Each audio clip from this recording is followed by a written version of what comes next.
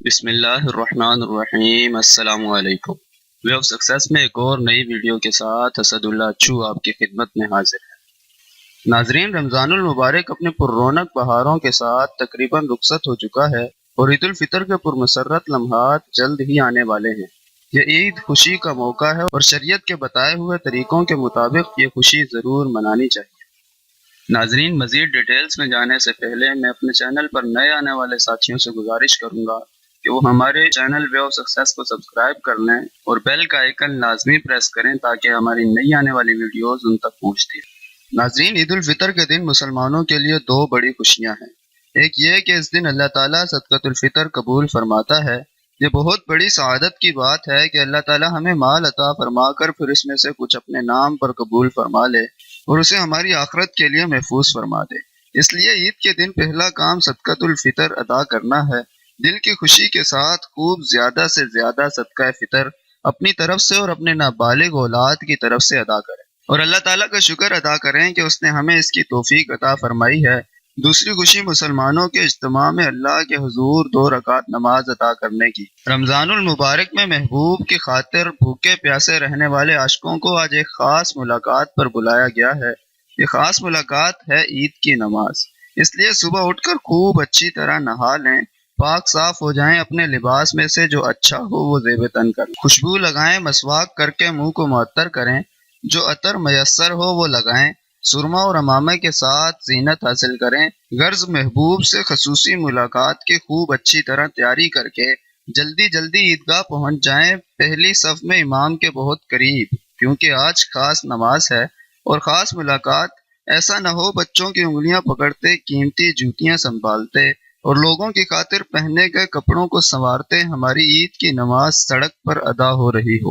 ناظرین، عید الفطر مسلمانوں کی ایک دینی خوشی ہے۔ یہ کرسمس، دیوالی، ہولی اور بیساکھی جیسا کوئی بدمست تہوار نہیں ہے۔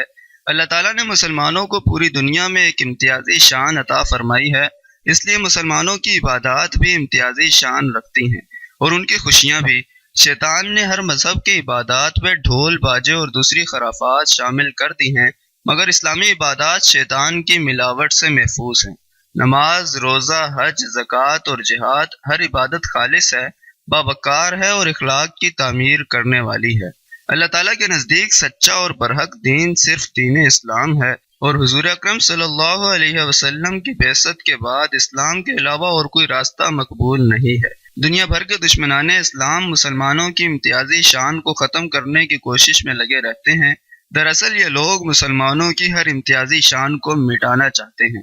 کچھ نادان مسلمانوں نے اپنی عید کو بھی کافروں کی تہواروں کی طرح لباس کی نمائش، ہلڑ بازی، شور شرابے اور بدمستی کا دن سمجھ لیا ہے۔ کاش مسلمانوں کو یاد رہے کہ وہ خیر امت ہیں اور انہیں پوری انسانیت تک پیغام ہدایت پہنچانے کے لیے بھیجا گیا ہے۔ مسلمان کبھی بھی شیطان اور وقت کا پجاری نہیں ہو سکتا۔ مسلمان دراصل ان نظریات کا نام ہے جو آسمانوں کے اوپر سے انسانوں کے رب نے نازل فرمائے ہیں۔ عبادت کا وقت ہو تو مسلمان تب بھی مدینہ منورہ کی طرف دیکھتا ہے اور حضرت محمد صلی اللہ علیہ وسلم سے طریقہ پوچھتا ہے، اور جب خوشی کا وقت ہو تب بھی مسلمان مدینہ منورہ ہی سے خوشی منانے کا طریقہ سیکھتا ہے۔ مدینہ منورہ سے ملنے والی ہدایات کی روشنی میں حضرات علماء کرام نے عید کے دن کے لیے 13 سنتیں بیان فرمائی ہیں۔ ایک ایک سنت گنتے جائیے اور عمل کی نیت کرتے جائیے۔